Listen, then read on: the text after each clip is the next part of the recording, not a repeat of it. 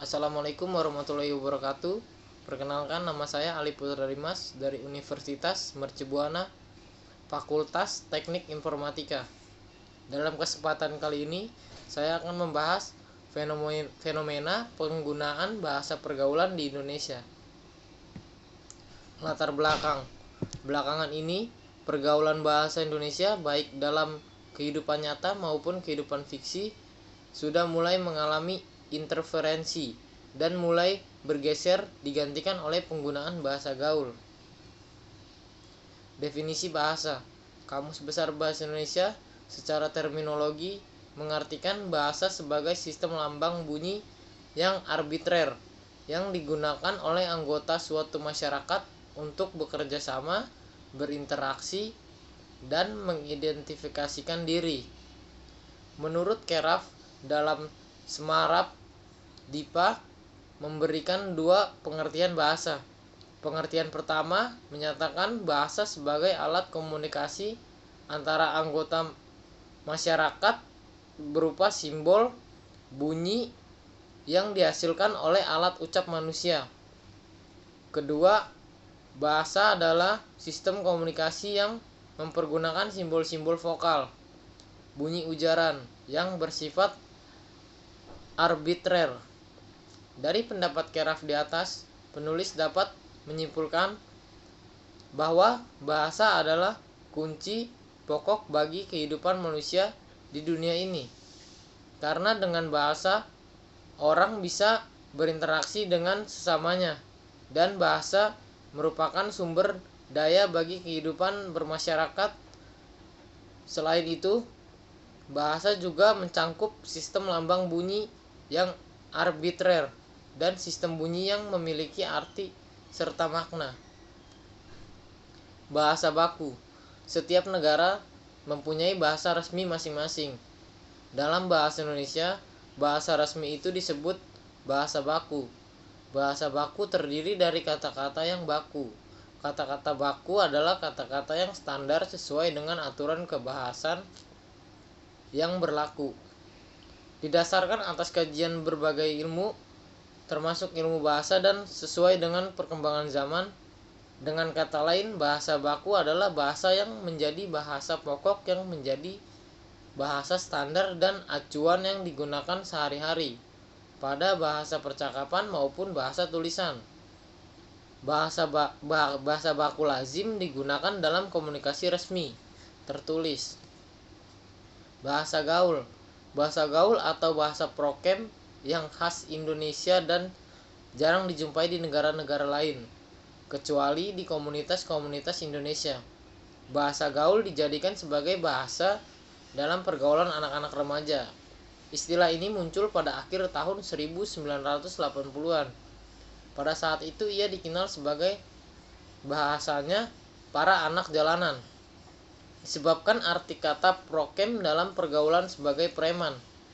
Namun seiring bertambahnya waktu, bahasa prokem yang tadinya hanya dipakai para preman atau anak jalanan sebagai bahasa rahasia beralih fungsi menjadi bahasa gaul.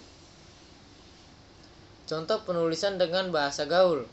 Gue atau gua. Kata ini sudah digunakan oleh suku Betawi sejak bertahun-tahun lalu dan menjadi kata untuk menyebut saya, lu atau elu. Kata ini juga sudah digunakan oleh suku Betawi sejak bertahun-tahun lalu dan menjadi kata untuk menyebut Anda atau kamu, bokap atau ayah, dan nyokap ibu sendiri merupakan istilah yang telah populer sejak tahun 80-an dan masih digunakan hingga saat ini. Lebay merupakan hiperbol dan singkatan dari kata berlebihan. Kata ini populer di tahun 2006-an.